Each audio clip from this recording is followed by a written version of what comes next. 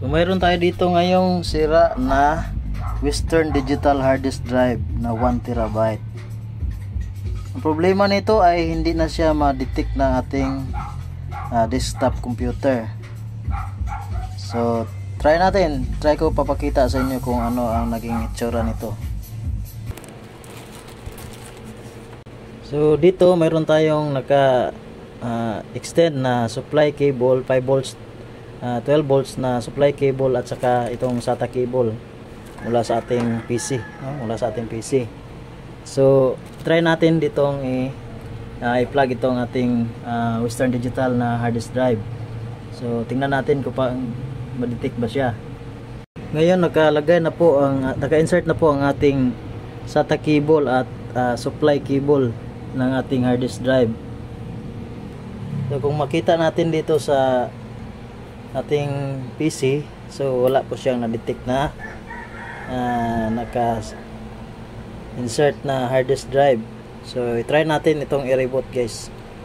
So ngayon restart muna natin ang ating PC at titingnan natin sa BIOS kapag makita na ba siya sa ating, ma-detect ba siya sa BIOS ang ating hard disk drive. Okay, ayan, nag-reboot pa siya. Kung makita natin parang matagal siya nag-boot up.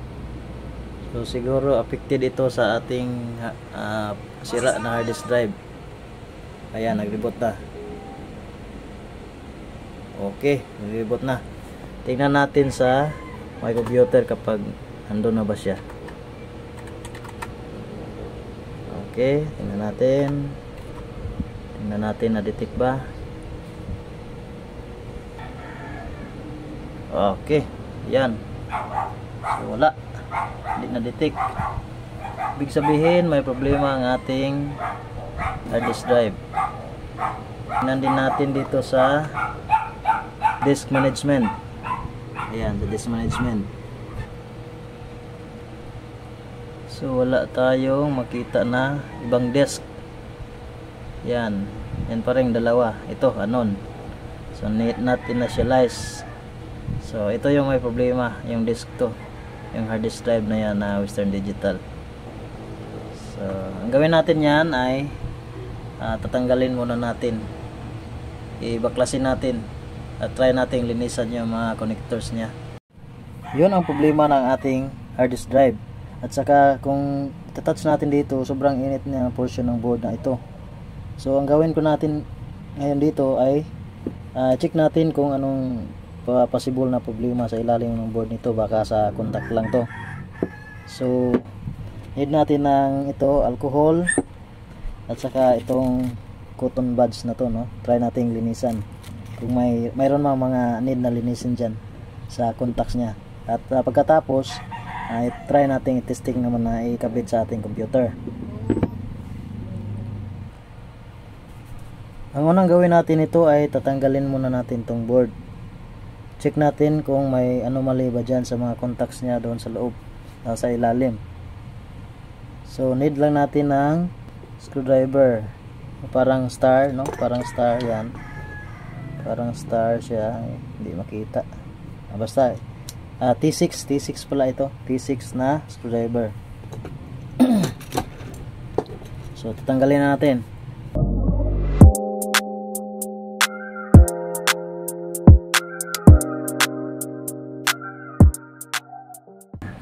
Okay, tanggal na lahat na screw.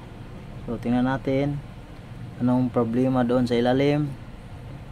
Whoop, nako, uy, mayroon ako nakita ditong parang ano guys, parang sunog, no? Kaya pala sobrang init dito, ditong portion, no? Ditong portion. So may sunog dito, iwan ko kung ano ba to, diode ba to or capacitor. So parang wala na tong board na to siguro. Pero try lang muna nating linisin na to guys at i-check natin tong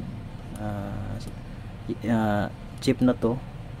Iwan ko resistor ba yan or diode. Tapos ito, linisin muna natin to. Try nating linisin tong contact na yan.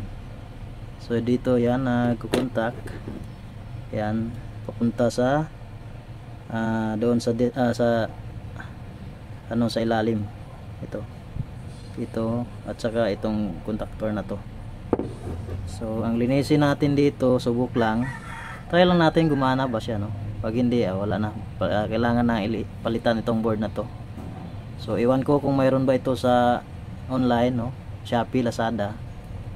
Ito linisin muna natin yan at saka dito.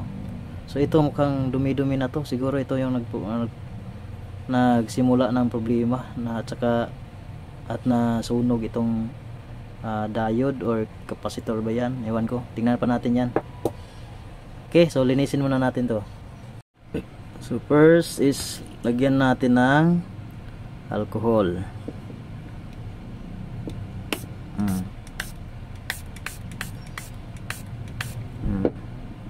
Okay lang yan, mabasa yan.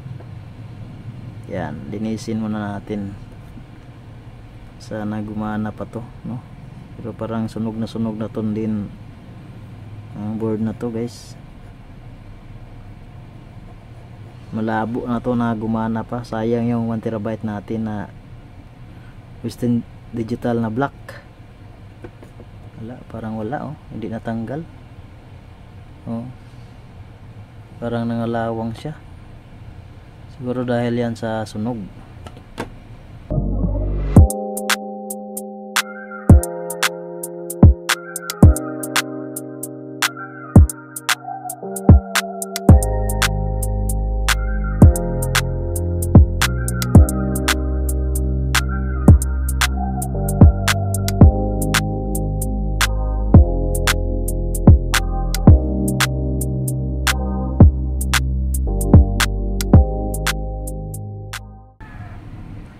Tabi muna natin to.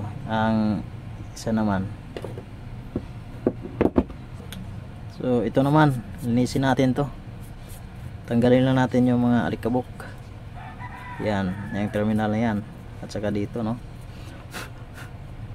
Okay, so kuha tayo ng cotton buds, basahin muna natin. Ayan, tapos ito, yan, linisin natin yan. Subukan natin may pag-asa pa ba dito, no?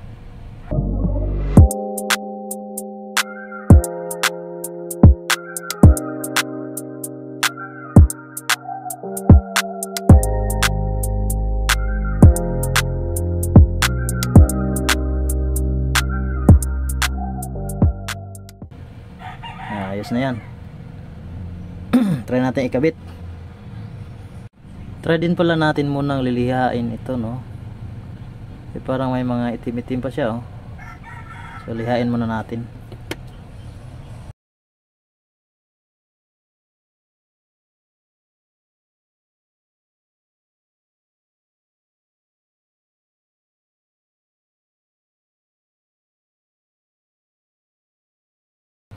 So yan, parang lumitaw na ang contact niya, no? Kikita na. Yan, okay na yan siguro yan. Basahin natin ulit.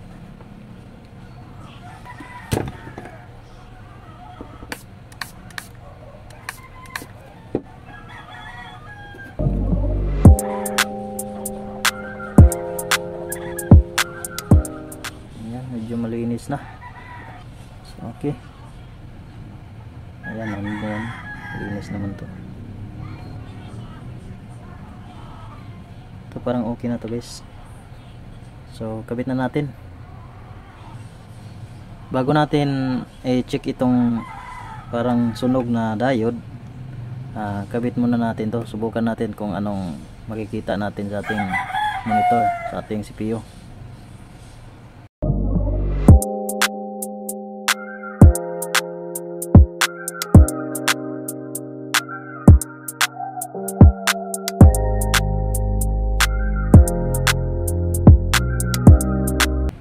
So okay, kabit na natin ulit after cleaning with cotton buds. So kabit ulit natin ito sa ating PC. So So yan, nakabit na natin ulit guys. So reboot na natin tong PC na to. So yan, nag-reboot na siya.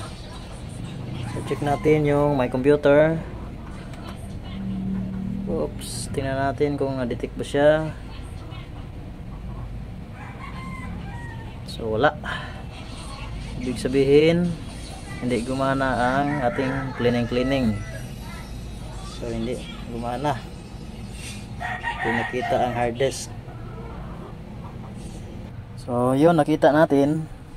In conclusion, hindi pala gumana, no, ang cotton cleaning sa board ng ating hard disk drive. So walang nangyari, ganun pa rin, mainit pa rin dito kanina. So ibig sabihin dead na tong board na to. So i-try ko to na board level troubleshooting. I-check ko yung anong piyesa na nasira, yung diode ba yun or capacitor ba yun, tingnan ko pa. So update ko kayo sa next video guys. Maraming salamat. Yun lang yung video natin. Thank you for watching.